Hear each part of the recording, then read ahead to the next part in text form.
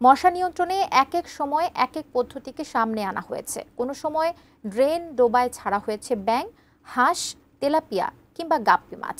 কোনো সময় ছাদ বাগানও ধ্বংস করা হয়েছে। মশার ওষুধ নিয়ে হইচই কম হয়নি। এরপরও ঢাকার মশা নিয়ন্ত্রণে আসেনি কেন? মনিরুল ইসলাম মিন্টুর রিপোর্টে থাকছে বিস্তারিত। মশা মারতে বেশ ঢাকঢোল পিটিয়ে রাজধানী কয়েকটি জলাশয় ও ড্রেনে প্রথম গাপ্পি মাছ ছাড়া হয় 2017-18 সালের দিকে। তখন সিটি কর্পোরেশনের কর্মকর্তা ও কীটতত্ত্ববিদরা বলেছিলেন, গাপ্পি মাছ মশার লার্ভা নিধনে সবচেয়ে কার্যকরী। কিন্তু সেই গাপ্পি মাছ কোথায় গেল? পরবর্তী সময়ে মশা খুঁজতে ড্রোনের ব্যবহার এবং প্রজনন রোধে বিদেশি ট্যাবলেট কেনার খবরও কিছুদিন আলোচনার খোরাক জুগিয়েছে। এছাড়া 2021 সালের দিকে লার্ভা নিধনে জলাশয়ে ছাড়া হয় 500-ও বেশি হাঁস। কোথাও কোথাও ছাড়া হয় তেলাপিয়া মাছও, এমনকি ব্যাঙ ছাড়া হয় রমনা পার্কে। এগুলো কতটা কার্যকর হয়েছে প্রশ্ন ছিল ঢাকা দক্ষিণের প্রধান স্বাস্থ্য কর্মকর্তার কাছে। ভিশন এসি নিয়ে এলো মানিব্যাগ গ্যারান্টি অফার।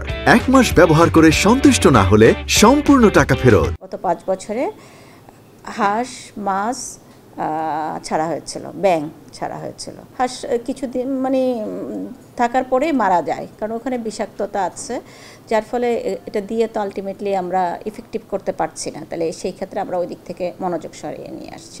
প্রতি বছর ঢাকার 2 সিটিতে মশা মারার বাজেট থাকে 150 কোটি টাকার উপরে।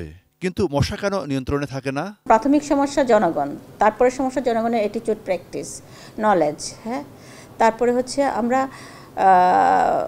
তারপরে হচ্ছে যেখানে কাজ করছে আমরা কিন্তু অনেক লোকবল বেড়েছি। আমি 20 বছর ধরে এই কথাই শুনছি। আমি যেই জায়গায় আজকে দিয়ে গেছি, কালকে গেলেও বলা হয় যে 6 মাসে দেওয়া হচ্ছে না। তারা নতুন নতুন পদ্ধতির উদ্ভব ঘটাতে চায়, যেন আপনারা সেটা মিডিয়া কভারেজ দেন, জনগণ যেন বুঝতে পারে যে সিটি কর্পোরেশন কাজ করছে।